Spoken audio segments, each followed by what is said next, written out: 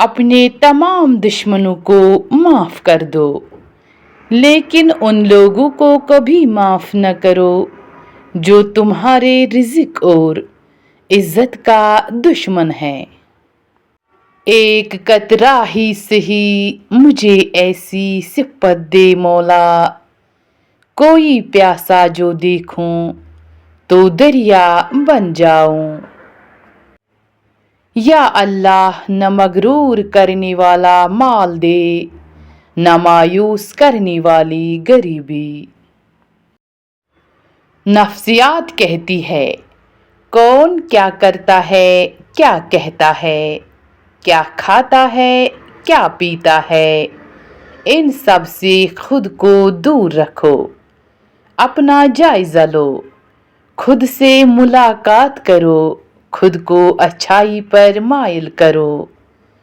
अपने अंदर की खाली जगहों को पुर करना सीखो।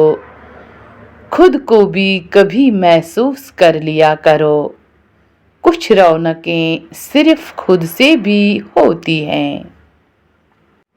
सच्ची बात, आज कल तो रिश्तेदार उन लकड़ियों की मानंद हो चुके हैं जो दूर हों तो दुआ देते हैं, और इकट्ठे हो जाएं तो आग लगा देते हैं। जो लोग चोटी को भी चोट लगने पर दुखी हो जाते हों, वही लोग जब किसी को कह दें कि तुम मर भी जाओ तो फर्क नहीं पड़ेगा, तो कोई क्या जाने इस बेहिसी तक पहुँचते में उनके एहसास का कैसे कैसे कत्ल हुआ होगा। कभी कभी हम किसी को छोड़ना नहीं चाहते, लेकिन सामने वाला इंसान हमारे लिए माहौल ही ऐसा बना देता है कि हम छोड़ने पर मजबूर हो जाते हैं और इल्ज़ाम भी हम पर आ जाता है। साइकोलॉजी के मुताबिक बहुत ज़्यादा सोचने वाले लोग अक्सर डिप्रेशन का शिकार हो जाते हैं, क्योंकि उनका दिमाग वो मसले भी क्रिएट कर लेता है जो हकीकत में मौजूद ही न हो। पावरफुल कैसे बने?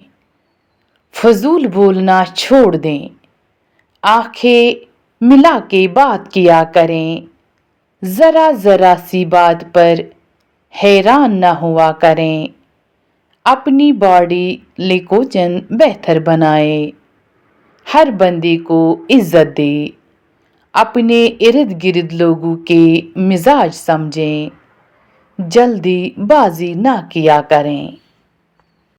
बुलंदी से खड़े होकर नीचे हकारत से मत देखें, बल्कि ये सोचें कि कभी आप भी नीचे खड़े थे। हम ब्रह्म की सलाखों में मसूर थे, उनको जोर आजमाई का मौका मिला। एक हकीकत निभाना ही मुश्किल होता है, चाहना तो हर किसी को आता है। मुनाफिक जब किसी को गिराना चाहता है तो धोखा नहीं सहारा देता है।